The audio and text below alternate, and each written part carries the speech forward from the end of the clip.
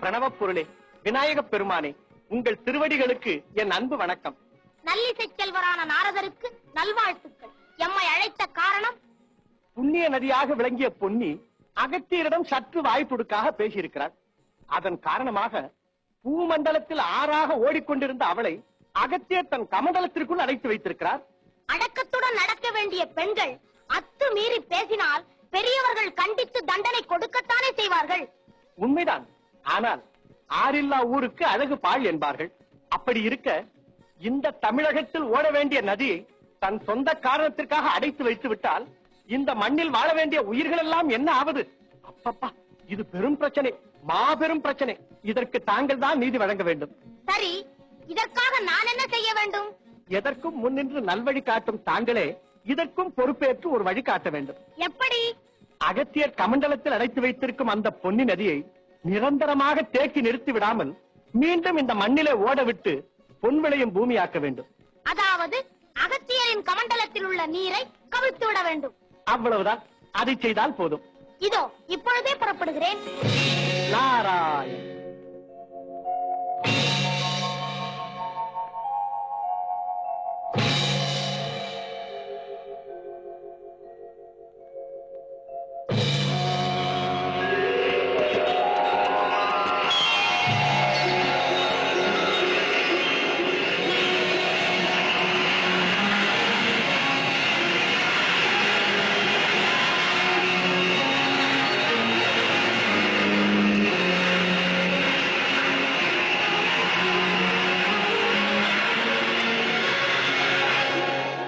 என்ன இது?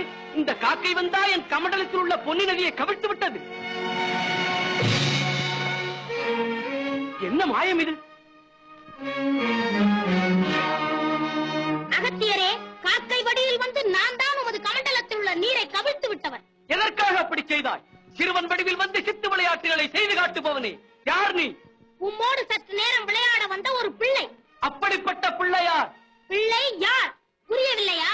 அகத்தியரே, சித்தி, பக்தி, முக்தி அனைத்திற்கும் வித்தாக விளங்குபவன் நான். எப்படிப்பட்டவனாக இருந்தாலும் சரி, என் கமண்டலத்தில் அடைபட்டு கிடந்த பொன்னி நதியை என்னுடைய உத்தரவின்றி எதற்காக பூமியிலே ஓடவிட்டாய்? நீண்டு ஓட வேண்டிய நீரை நீர் எதற்காக கமண்டலத்தில் அடைத்து வைத்தீர்? அடைத்து வைத்தது என் சொந்த பிரச்சனை. ஓடவிட்டது பொது பிரச்சனை. சிறுவனே, என் கோபத்திற்கு ஆளாகப் போகிறாய் நீ. உங்கள் கோபம் சாபம் எல்லாம் என்னை ஒன்றும் செய்து விடாது. நீ என்ன உமையொரு வாகனாக விளங்கும் ஈசனுக்கும் முதல்வனோ? அப்படித்தான் வைத்துக் கொள்ளுங்களேன். வீண் வாதமா செய்கிறாய்? விநாயக பெருமானே, பிரணவப் பொருளே, இது என்ன நாடகம்? சரி, குட்ட வந்ததை ஏன் நிறுத்தி விட்டீர்கள்? குட்டுப்பட்டாலும் தமிழ் எழுதும் தவசீலர் கையால் குட்டுப்பட வேண்டும். குட்டுங்கள். ஐயோ, அபச்சாரம், அபச்சாரம். நான் உங்களை குட்டுவதா?